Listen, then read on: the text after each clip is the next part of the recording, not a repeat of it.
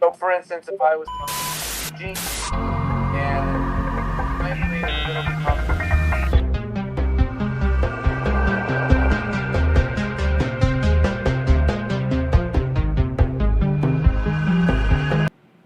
All right, and we have Nick Underwood here with threat hunting. Over to you, Nick. Thanks, John. So, yes, my name is Nick Underwood. I'm a cyber threat hunt lead at a med dev company. Have been doing this for quite a bit now, going on 7 years in cybersecurity. Starting out in the cyber operations space in the Army, then going into the civilian sector shortly after that. And yeah, wanted to showcase some of the stuff I do at work, some of the ways someone can go ahead, start up a threat hunting program. Maybe they have an incident response program already, and they're looking to maybe get a little more mature in their cyber operations. So without further ado, let's get started. Yeah, so I'm going to be going over exactly what threat hunting is. Ooh, fun buzzword, right? But it actually means something. Its role in cybersecurity is also really important. Want to highlight that. The process behind threat hunting.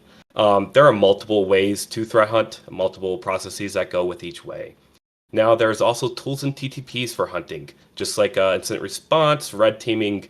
They all have their tools and TTPs. We kind of share some of those, but we also have our own. And then some challenges and best practices, along with how to be successful within the enterprise. That's always going to be important. And of course, some previous hunts to go over. Now, what is threat hunting? So, threat hunting is the proactive searching for threats. Now, when we threat hunt, we live by the motto that our detections have failed us. That threat actors are currently in our networks. They are, having a heyday with our systems, and they are remaining undetected. So that is the motto we live by. We do not trust our current detections and alerts, because what would be the point of threat hunting then if we could just trust them, right? We're data driven, and we focus on current intelligence and incidents. So you're going to see a lot of me talking to the collaboration between incident response, a lot of the collaboration with threat intelligence, as well as red team ops, and of course attack surface management. Can't forget those folks. And of course, hyper-specific scope. Threat hunting is a very specific process when it comes to time, when it comes to the scoping, and when I talk about that, say for instance, it's a large organization. So say you're doing a divisional-based hunt, you're doing a team-based hunt. Of course, it's unethical to hunt against individuals, so you hunt against teams, right? So you can never go after individuals. But you always keep that scope very hyper specific. So say Windows 10 machines only. That would be a scope, right? Just an example. And of course, there's going to be very specific stakeholder focused outputs. That's going to be outputs to your threat engineering team, incident response teams. The closest cycle. They give product to us, we give product back to them. So that's kind of an overview of what threat hunting is, very high level. Now, there are different types of hunts. You're going to have your structured hunts. These are going to be your normal, based on specific indicators of attack hunts. You generate a hypothesis, you follow a very rigid framework, lots of documentation, very scheduled. Not much out of or in the way of, oh, look at this squirrel. This is going to be very structured. Unstructured hunts. So these are going to be where you see something, in the environment, right? You're just looking through Splunk logs or Elk logs, and oh, look, that's a weird log. Oh, weird. That's SQL injection. Or you saw something on Reddit and you decide, hey, I'm going to plug that into my SIEM right now, real quick. That's going to be your unstructured hunting. That's going to be your ad hocs, stuff that you're not really scheduling with leadership or peer teams. That's going to be your unstructured. And of course, your situational. This is when things are on fire. You have incident response, needing technical SMEs, people, more advanced people, which are typically your threat hunters, that come in, support the incident response team. Or better yet, incident response is handling an incident, and they need you to make sure that the rest of the environment is clear of that IOC, of that threat actor, or whatever TTP is being seen, right? That's going to be your situational hunts. very context specific to any investigations, relating to incidents that are occurring at that time. Now, the pyramid of pain. This is one of the big things in threat hunting. You can see here, this is kind of the way we look at IOCs when it comes to hunting. Hash values, super easy to hunt. So you're going to see that the difficulty increases as you go up the pyramid. But you want to work your way up the pyramid with the threat hunting program. The more mature your program is, the higher up you can go. So maybe when you're first starting out, maybe you're just an incident responder, and you're being tasked with, hey, sweep the environment for this. So you're probably being given a hash value or IP address or a domain name. That's going to be, your lower maturity hunting. That's kind of how it sort of works. And then once you start building out that threat hunt program, having those scheduled hunts, actually deep diving and researching specific threats, looking at specific advanced persistent threats and seeing what TTPs they use, trying to chain all those TTPs together, and then driving a hunt based on an APT itself, that's when you're at the top of the pyramid. And of course, that's super difficult. Now, I know we have a few video gamers here, so I figured you guys would appreciate this. But, we're going to use the S to C tier classification. So, of course, hash values and IP addresses, that's going to be your C tier. B tier is going to be your network and host artifacts and any domain names that you are hunting for. Alpha tier, tools. And then, of course, your S tier is going to be your TTPs. Make sense? Cool. So, why it matters, right? Why does threat hunting matter? So, threats are becoming more sophisticated every day. Everyone here is in the cybersecurity community. Everyone here gets it. They keep evolving, and we have to keep up with them. Automated tooling, as you can see, it handles 80% of threats. Give or take throughout each organization, if the tooling is, of course, configured correctly and such, and the programs are mature. But 20% of those often include sophisticated threats that can cause significant damage. And automated tooling probably can't handle that. Traditional security measures, there's limitations on those. Firewalls, AV, they're only as good as what we put into them. They're only as good as the IOCs we feed into them, the ruling we create, and of course, we have human error involved in both of those. And then, of course, reducing detection time. When you're being more proactive in your cybersecurity program, you're going to reduce that detection time. When you're actively seeking out threats instead of relying on those traditional methods of alerts, it's going to reduce that time. And of course, cost of data breaches is skyrocketing. Every C-suite or C-suite level person, every exec's going to, They care about, again, the bottom line of the company, right? They want to protect the company from financial harm, keep the stakeholders, shareholders happy, and keep progressing the company forward, right? So that's another big topic or a big item. And of course, our role in cybersecurity. Now, in cybersecurity, I'm sure most of you know, there's reactive and proactive. Reactive, that's going to be your IR, your threat engineering, your intelligence. They're going to be the ones reacting to cyber threats. Threat hunting sits with proactive. We kind of sit with deception, your red team, and of course, threat hunting, add red team to it, you get purple team. And I think everyone here knows what purple team is. So we sit more in the proactive side of the house. But normally we get fitted with incident response. And that's mainly to do with just the fact that a lot of the people that become threat hunters are upskilling through incident response. In effect, and of course, the partnership that we have with incident response, it's daily communications. It's constant collaboration. It just makes sense to sit with incident response. And now ask why. This deserves a slide in itself because the whole job of a threat hunter is to ask why. If you gotta be that toddler that's, saying, you gotta do this. Why? Because of this. Why? Because of this. Why?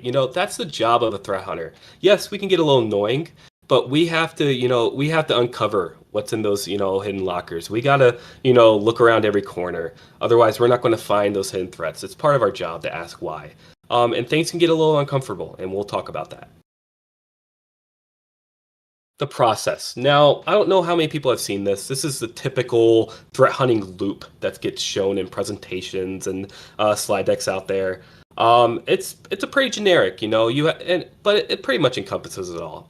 You create your hypothesis, you investigate with your tools and techniques, you uncover any new patterns and TTPs to share over, and then you inform and enrich analytics. It's meant to be a cycle. It's meant to be a loop. It's constantly evolving. You're constantly upskilling not only yourself, but the program and the efficiency of processes within that program. Now we're going to go over a few of these types of hunts, right? So the structured threat hunt. The first step of that is going to be hypothesis formation. And you're going to have a little bit of that in each of these other hunts, but in these structured hunts, this is a very key step. You want to create that very clear, concise, scope down hypothesis that you can then hunt from. Second step is going to be your data sources and analysis. You're going to want to identify, hey, what data do I need? If I don't even have the data that I need to hunt, then this isn't going to work out. Say, hey, I'm looking after SQL injection, right? Oh, I want to need web server access logs. Well, Nick, we don't have, we have maybe 50% of the web servers reporting in to Splunk right now. Oh, okay, maybe I want to pause that for right now, right? And then move on to another hunt while we're waiting for logging to catch up. Your third step is going to be that investigation and triage step. That's going to be when you're actually analyzing the data that you've pulled and identified that you need to sift through. This is where you're going to search for those IOCs, those TTPs. If it's going off the SQL injection attack theme, or say LFI, right? You're going to be wanting to look for that those telltale signs in those access logs.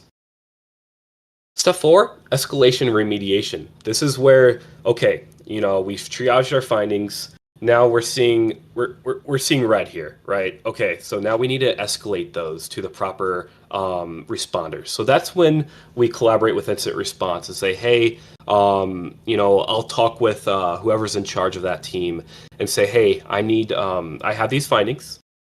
This is what we've kind of triaged them at and ranked them at. What are your thoughts? And then you have that collaboration. You have that cross-team collaboration. You talk about, further steps. Typically, it's oh, shoot, let me take this and I'll get back to you. And sometimes even this is where they say, okay, well, we're going to need help with this. And then you're tag teaming that incident. And of course, remediation, that's when either IR is going in and doing the remediation themselves. You're creating a posture enhancement report to go ahead and highlight something you found, or you're helping IR with that remediation. And of course, step 5, that informing of stakeholders and enriching analytics. A lot of automation platforms, SOAR platforms out there, it's only as good as the data you feed it, right? Just like firewall rules, intel feeds, stuff like that. It's only as good as the stuff you put into it. So this is where you can take the data you've harvested over the hunt and actually put it back into the SOAR platform, making sure it's highlighted in there so that, say, another case comes up with IR or you're doing another hunt, and then you can see, and then you'll have cross-correlation of cases and actually be able to see historical context for maybe an IOC that you hunted for before. So kind of cool, again, closing that loop, completing that cycle. And of course, informing. The last step is always informing your stakeholders, your peer teams. In this case, it would it's always going to be threat engineering, your intelligence, giving them back intelligence back any new TTPs or IOCs you've discovered, and engineering, giving back any queries you've created that maybe can be turned into detections or alerts. The unstructured threat hunting process is a little different. This is where you're going to have, the first step is your anomaly identification. This is where you're going to see, oh, I saw this thing on the internet. Let me go look. Oh, I found it, right? It's that easy. That's unstructured, again, is more of a ad hoc, doing it as you go sort of thing. Not much structure to it at all, hence the name. Of course, step 2 is going to be then your investigation and triage for your findings. And then, of course, following the steps of escalation, remediation, and then informing the proper leadership and stakeholders and enriching those analytics, of course. situational hunts. Now, these again are going to be when you have your incidents. You're going to have the, your trigger identification is going to be the first step here. This is going to be where you see, oh, hey, this is the incident. This is where the incident occurred. Say, hey, we have SQL injection on this server, and we have lateral movement being identified. Okay, cool. So what can we do now to further go from that, and then hunt elsewhere? And that's where you go into your defining of scope. You'll be working with your leadership, working with your the incident response team to identify what hasn't been looked at, what hasn't been searched for, been cleared of malicious activity, and then you'll define your scope off of that. And then you have your third step, of course, following the other processes, your investigation and triage, escalation, remediation, and of course, inform and enriching of analytics.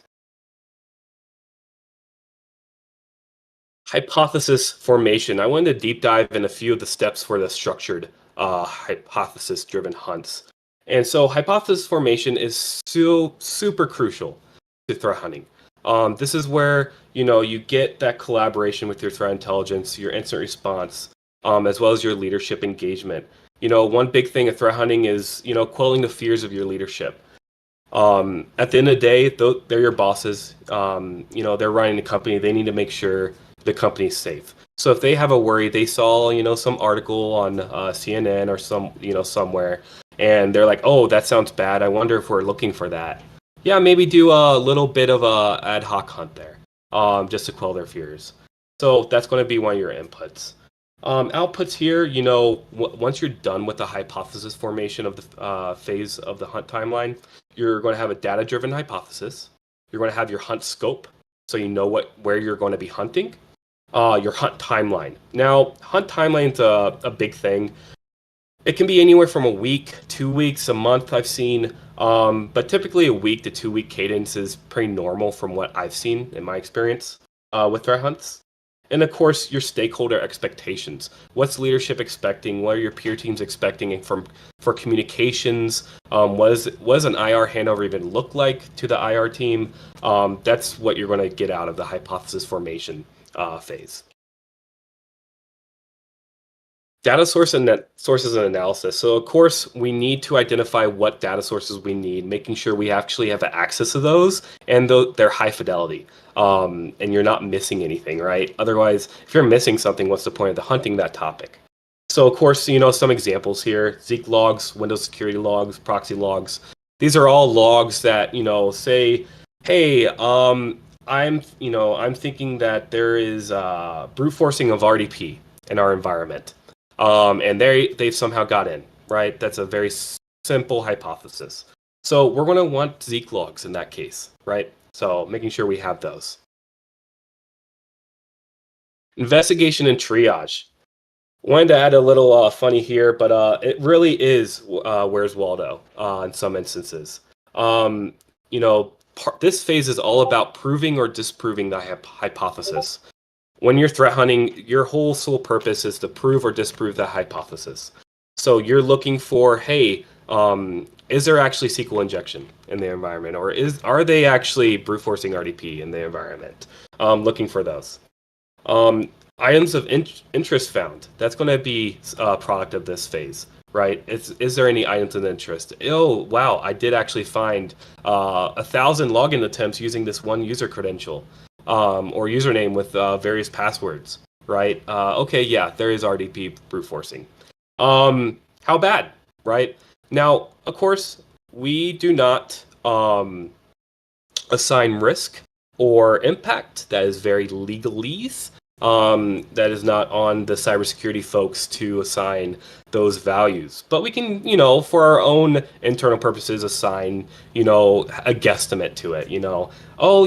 Hey, so, the user went to a ad website and clicked a malicious link and now has their password compromised. Yeah, that's probably not that bad, right? There's an adversary that just pivoted to the domain controller. Okay, no, that's going to be a lot worse, right? So that's what I'm talking about when I say how bad, risk / impact. Escalation and remediation. So this is the phase where you're starting to notify your leadership of what's going on. This is going to be your immediate leadership. Obviously, you don't want to be raising alarms to C-suite at this stage. This is more of a, hey, just FYI on what's going on to, say, your manager or one up, right? And this is when you're handover of those findings to the incident response team, if there are any handovers to handover. And of course, assisting in incident response as a technical SME. I've seen a lot in my career where, again, we're called on as threat hunters to come in and help the boots on the ground, so to speak, with their actual investigation and remediation plans. And inform and enrich analytics. Of course, completing documentation is going to be a big part of this phase. This is where you're going to want to, get all your ducks in a row, make sure that the hunt rep is completed, hunt report, and make sure that you have, any other supporting documentation, a technical appendix showing your findings, and highlighting IOCs and TTPs for threat intelligence. That's when you're going to want to have that all completed, is in this phase.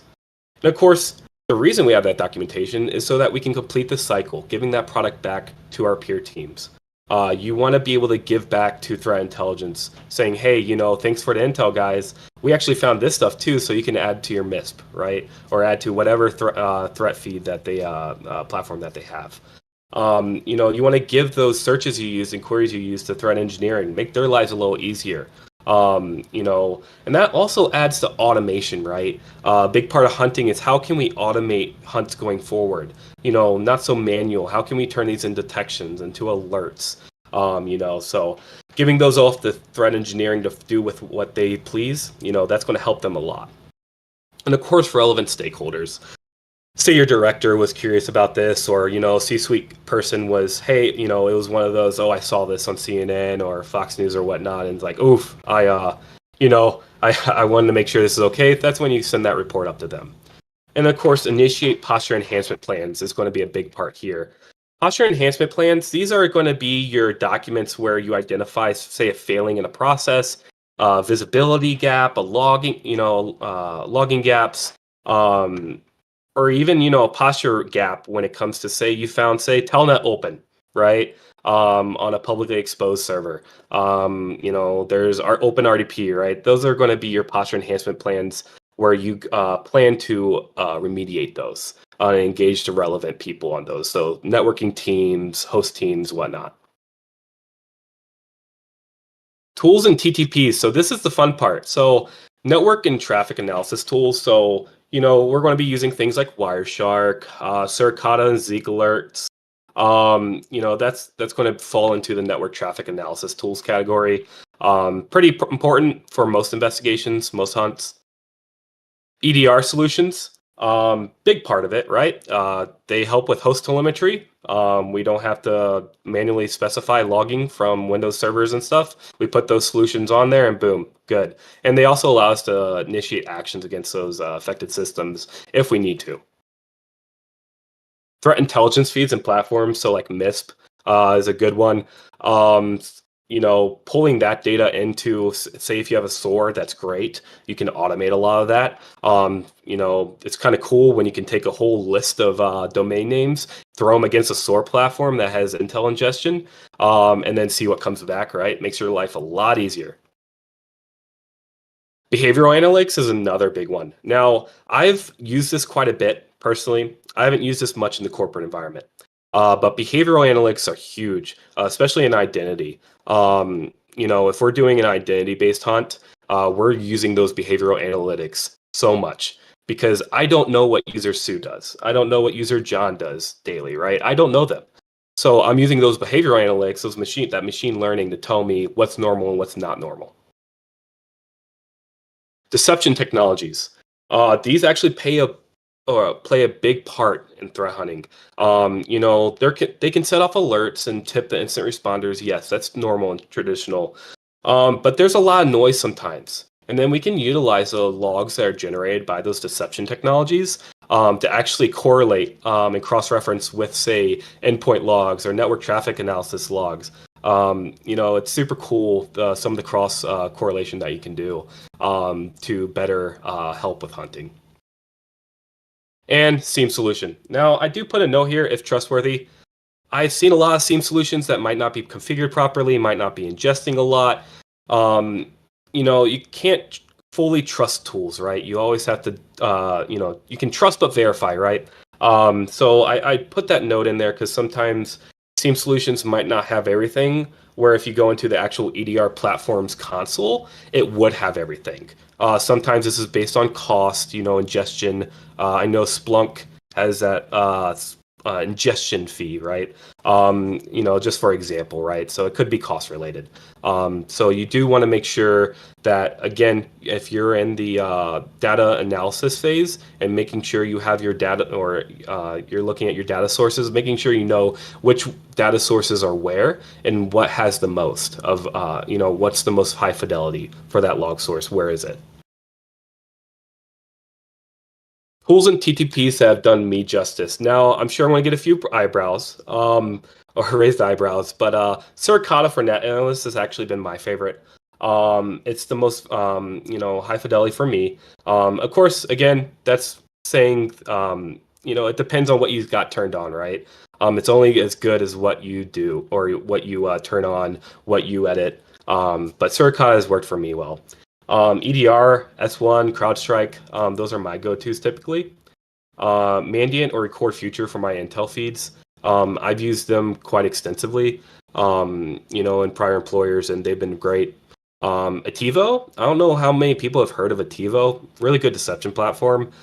Pretty sure, I think Sentinel-1 bought them out. But they're super cool. Super good platform. Really helped, before and prior employers, helping me with deception. And then, of course, I'm a big Elk fanboy. I like Security Onion, so I like Elk. Andrew will tell you how much I talk about Elk in the workplace, so yeah. And of course, again, I mentioned Security Onion. It's a really good all-in-one solution. I've used Security Onion in drop-in deployments. So say I'm going to a customer site and threat hunting that customer site. I can take Security Onion, put a tap on, drop it into the customer site, and boom, I have the ability to threat hunt once I get those logs rolling in. Now, challenges you may face when threat hunting. The big one's going to be stakeholder buy-in. When we're lifting up, limbs in the forest, we're, looking under, nooks and crannies, you're going to get some raised eyebrows. You're going to get some pushback. Naturally, people don't want to feel like, they're being looked at with a microscope, especially when maybe a peer team might have, made a mistake. We all make mistakes, we're human, right? But it's how we, we translate that mistake into a learning, a more positive outcome than just being like, hey, you're wrong, fix your stuff, right? You never want to approach it like that. Visibility and logging gaps are a big one, a big challenge that I've personally faced in my career over the years. You're never going to have all the logs as much as we want. I'm sure everyone here who's been in SecOps can attest. You don't always have the logs you want. So this is a big one, but this is also where you can show your value as a threat hunter in identifying those visibility and logging gaps and creating those posture enhancement items for other teams to remediate in the future.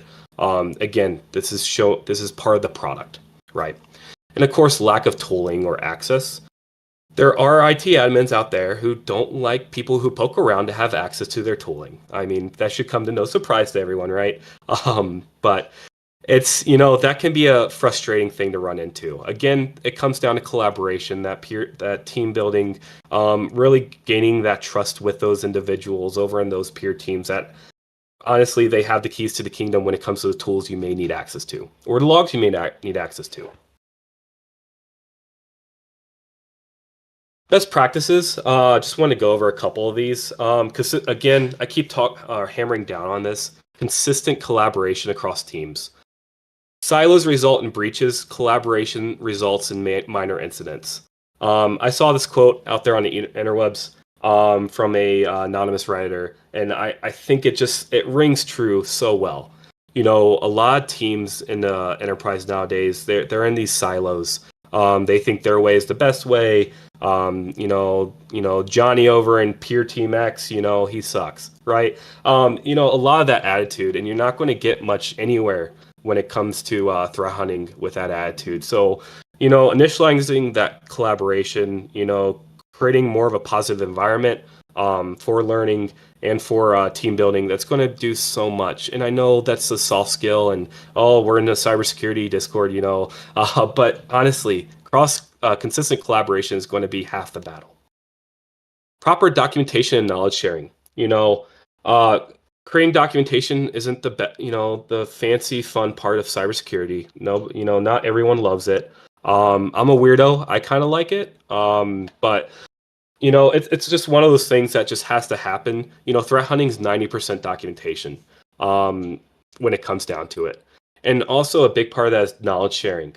If you're creating documentation and you don't share it, you gatekeep it, right? What's the point of creating it in the first place? You want to share it, you want to give it to your stakeholders. Like I said, threat engineering, intelligence, red team, even. Honestly, it should be open. Of course, within the cybersecurity organization, you don't want, people on manufacturing or people from, sales or whatnot looking at it. But, you want your peer teams to be able to have access so you can, tell them your story. What does Nick do all day? Well, here you go. Regular training and skill development. That's another big one. As everyone here knows, it can be quite easy to get lost and a bit behind on current trends in cybersecurity. Stuff is evolving so fast. And so in order to be, relevant as a threat hunter, you really have to be on top of it. You really have to, again, Reddit, as silly as it is, I'm on Reddit all the time looking at, our cybersecurity and looking at, what's happening there. Looking at news, really making sure I'm on top. CISA, always on CISA's website. Just making sure you're on top of what's latest and greatest. Or latest and worst, right, when it comes to threat actors, and seeing what exactly is happening out there. Mentorship. That is a big one that I don't think gets talked about enough. A big part of threat hunting is being a mentor. You don't know everything, and you can learn a lot by upskilling folks. I've learned so much by mentoring individuals. In my current and previous employers. It really helps you as a threat hunter, helping bring up those entry and mid-level folks. It really does.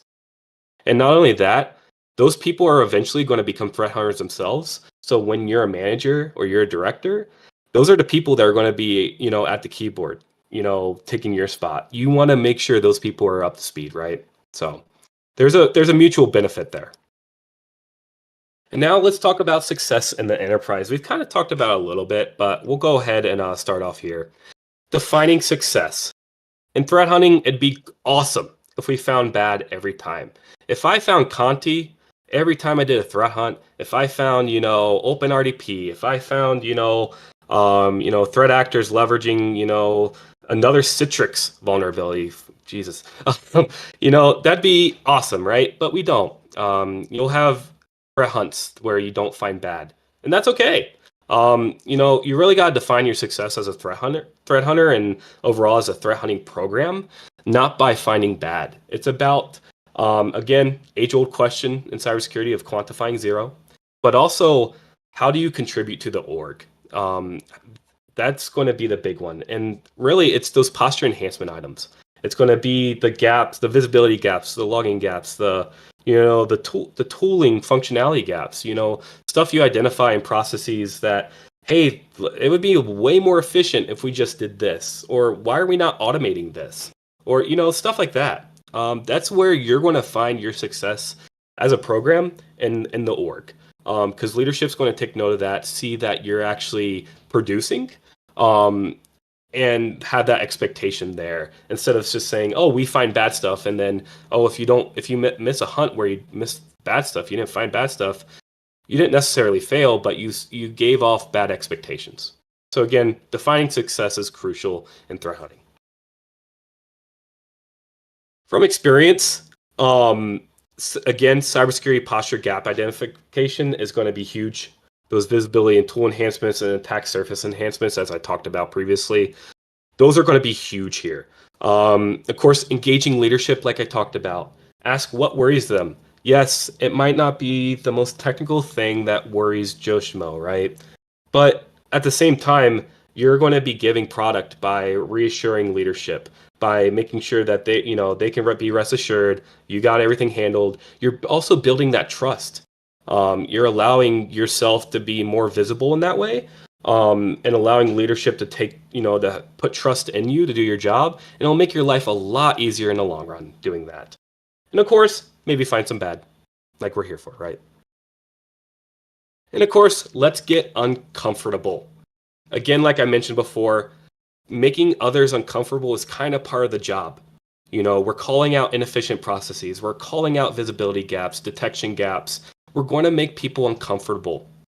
What makes you successful in threat hunting is how you make a normally uncomfortable situation into a positive one that enables cross-team collaboration. And that's really what makes you successful. So I wanted to go over a couple hunt examples real quick, stuff that I've done previously. So yeah, malicious Chrome extensions. So this is going to be an example of a structured hunt I did. I don't know if everyone remembers, this was back in September 2020. Big news broke out about all these malicious Chrome extensions that were masquerading as legitimate ones. A list of extension IDs were made available to everyone. There was an unknown impact to a lot of organizations because the Chrome management tooling, I don't know if anyone's worked with it. I haven't, but I've seen it. There's a lot to be desired. I know it's getting better, but business-wide Chrome management used to not be where it is today. So I stood up a threat hunt. Now, with this, the hypothesis here, here's a pretty good hypothesis. This isn't exact verbatim of what I used, but pretty close. Org users have unknowingly downloaded malicious Chrome extensions that have masqueraded as legitimate ones. Now, as you go through that, you can see we're defining scope, we're defining the problem, and we're defining what we're going to try to either prove or disprove in that hypothesis. Again, really, really key at creating hypotheses that have those key features. Hunt inputs is going to be the intelligence gave applicable extension IDs. So if you don't have the extension IDs, how do you know which extensions are bad, right? Yes, you could look at network traffic. That'd take a whole lot more than a week or 2 weeks. So extension IDs were made available to us through intelligence. Network logs and host logs, of course, were there as well for us to peruse through. So out of that hunt, we actually found hundreds of malicious Chrome extensions scattered throughout our org. Kind of a wake-up call, was super fun because we discovered then, oh wow, what are these malicious extensions doing? Oh well, they're keyjacker or keyloggers. They're they act as Trojans for other malicious software. One I think was a rat, if I'm not mistaken. In itself, I believe someone had installed a illegitimate Chrome RDP extension, so that was great. So we took that, discovered that there was actually follow-on objectives, a little bit of lateral movement, escalated those findings to IR, and then documented. Again, 90% of hunt is documentation, so we created that hunt report. Highlighted some enhancement opportunities out of that hunt, and then assisted IR in remediation. That was a fun one. Conti. This was another hunt. I think everyone here knows what Conti is. Everyone, so I won't go through this much. But, Exec had seen a recent headline about, are we good? I see this looks bad. I don't know if we're good or not. Tell us, reassure us, sort of thing. So we create our hypothesis. And then we had our inputs. Intelligence gave us the applicable TTPs and IOCs that typically follow Conti. Again, we all know what Conti is. It's not it's the ransomware. It's not necessarily the the rat or the way in, right? So we had to look at this. Had to be actually a TTP based hunt. And it was actually really successful. This was, if I recall, this was my first successful TTP-based hunt. Super cool looking back on it. But we did use those network logs, host logs, and deception logs. Deception was crucial here. Because, if we're seeing lateral movement and we're seeing, reconnaissance activity against AD, deception would have alerted us. Luckily, we did not find threat activity in scope to this hunt.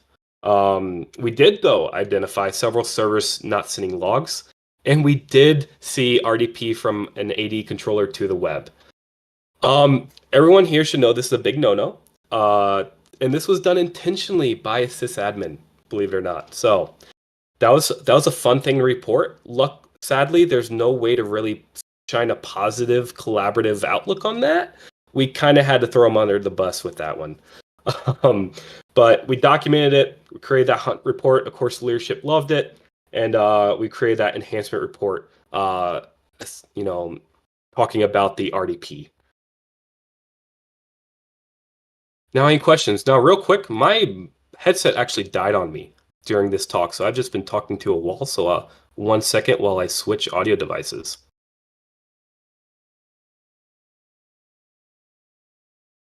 All right, I'm back. Sorry about that. Any questions? I got a question.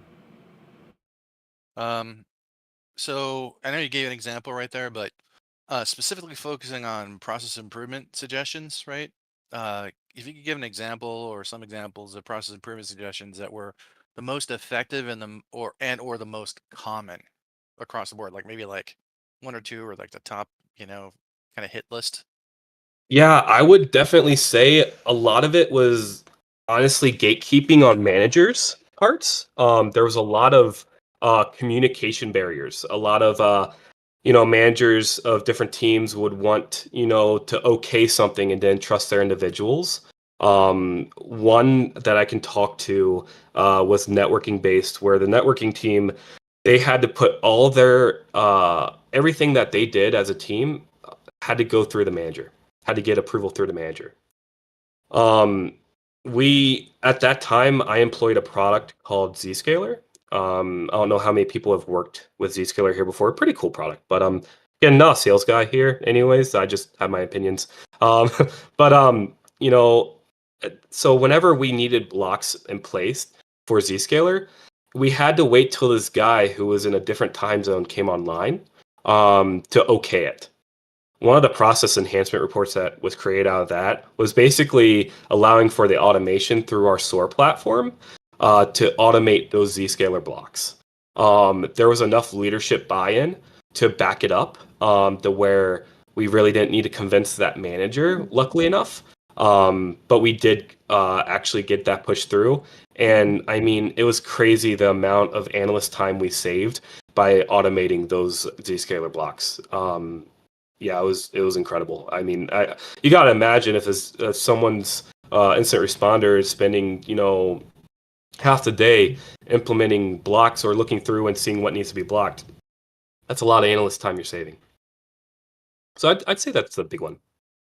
Would you classify it as maybe like one of the most effective or most common? I'd say that would be one of the most effective I've done. The most common for me is going to be the visibility / logging gaps. I run in, honestly, every hunt I run in, I do, there's some sort of visibility or logging gap that I'm identifying. And that's just the nature of the beast. You're just going to run into it. It's no fault of the sysadmins. Some companies, they go through acquisitions and, one that that stands out to me at a previous employer I worked at, there was this one guy in IT for the longest time, and he was inundated with work until they had a new CEO come in and like, oh guys, what are you doing? Um, and so yeah, and then expand the manpower there, but there's a lot of tech debt there, right? So a lot of catch up. So I would say the most common would be that visibility and logging gaps. Right on. Thank you. Of course. Sponger here. I actually have a question for you. Yeah. So were those two examples mostly were those structured based, or do you have, I guess, do you run more hunts that are structured based versus unstructured, and are unstructured a bit more difficult because you're just pulling together like either processes or network activity, and you're not quite sure what you're looking for? Yeah, that's a fun one. So kind of a multi-port answer. I would say I run more unstructured hunts. Because technically every time you run a query in your SIEM or EDR platform and you're looking for something, that's technically an unstructured hunt. I'm just not the best sometimes about documenting those. I gotta put my money where my mouth is, right? But so I would say I do more of the unstructured hunts. I would say structured hunts get more visibility. Um, but I would say when it comes to what's documented, it's actually documented in like the SOAR platform or wherever you're doing your ticketing or whatnot. Um, I would say it's a 50-50 between situational and structured. Um, yeah. Is there, and then just a quick follow up, is there like a certain, I guess, tactic or technique or like process that you're looking at for those unstructured hunts, or is it just is there like one that's more common than other that you start with and then kind of branch off into? Yeah, no, I love looking at server access logs. I think they're the greatest. Mainly because in my experience, a lot of network security tools don't do much when it comes to when they see something like SQL injection. Um, I love digging into those, and those are the ones I see the most out of like any red team forums or whatnot. So I would say with unstructured, it's mostly web-based stuff I'm looking for. I'm sorry, does that answer your question? Yeah, yeah, no, that's perfect. It does. Thank you. Cool, cool.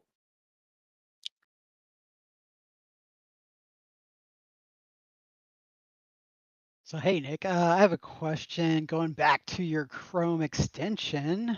Yeah. Specifically, how technically would you pull that off? Because in my mind, I've done things with like, Encase digital forensics to pull stuff or similar thing. So we actually used an EDR platform for that one.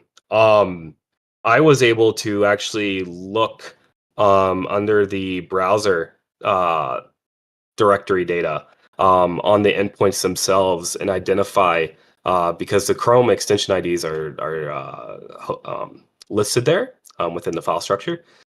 So you can actually query endpoint data to look for those Chrome extensions.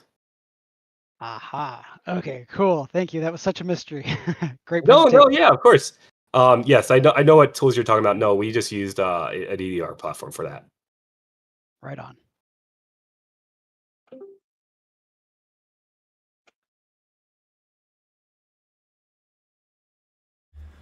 Well, all right. If nobody else has any other questions, we will go ahead and wrap up our stream. Thank you so much, Nick, for giving this talk tonight. It was fantastic.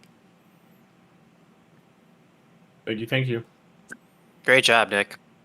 Good talk. Absolutely. For those who are in Discord, if you bang cert me, you will go ahead and get a certificate